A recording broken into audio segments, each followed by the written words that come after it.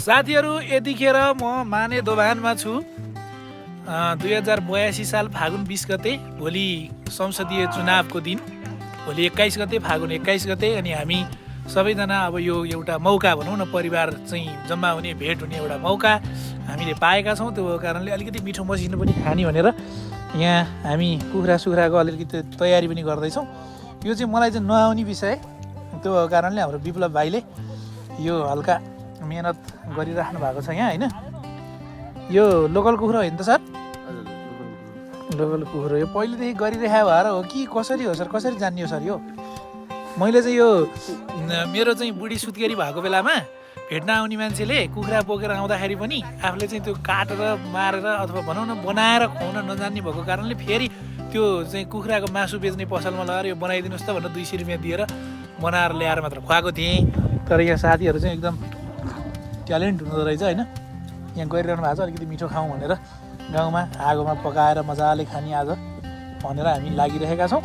माहौल यस्तो छ अब देख्न सक्नुहुन्छ यतापट्टि साथीहरू यहाँ क्रिकेट सिकेट खेल्ने ओर्ने बच्चा जम्मा गरेर उफ्रिने मच्चिनी थच्चिनी सब भइरहेछ यहाँ जे होस् यतिखेर चाहिँ साँझ परिसकेकोले अलिअलि अँध्यारो पनि छ भिडियो पनि त्यति साह्रै राम्रो त नआउला तर भइरहेछ जे होस् रमाइलो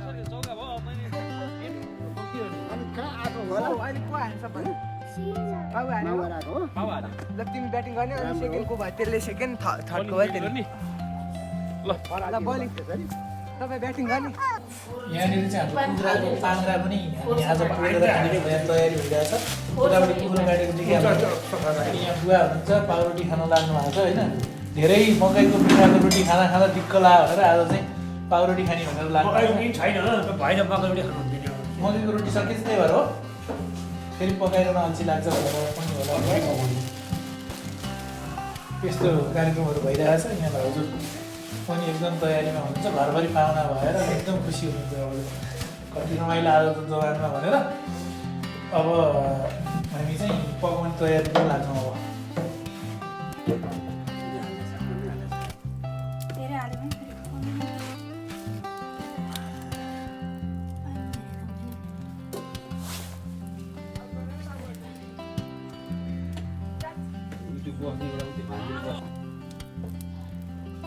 काटो अलिकति कागज उतै पठाइदिनु मासु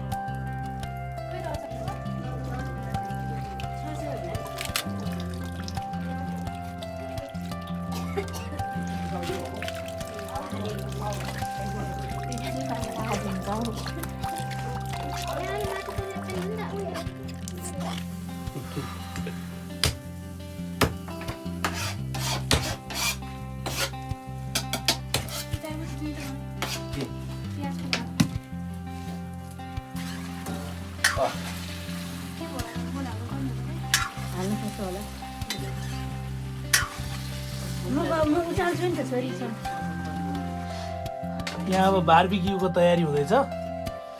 यहाँ यो मासु पोलेर खाने भाँडो चाहिँ ए तातिसक्यो रन्केर तयारी गर्दै हुनुहुन्छ होइन अनि यहाँनिर हालौ पाङ्रा छ आगो निम्न त्यो पानी आगो अलि रन्केपछि हाल्नुपर्छ नि के हो बुवा आगो अलि रन्केपछि होइन त त्यो अलिक झोलले गर्दा त्यो झोलले गर्दा बल्ल लगाए पनि निम्छ अलि रन्केपछि हालौँ न ए बोसोले झन् बोल्छ त्यो पनि हो नि त ल गरौँ ल ल मुकुमलुङमा जान नसकिने हिउँले गइएन नि माथि मुकुमलुङ त सबै खतम भयो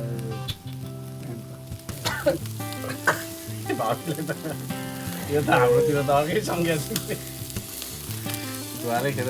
बाटो पनि हेर्छ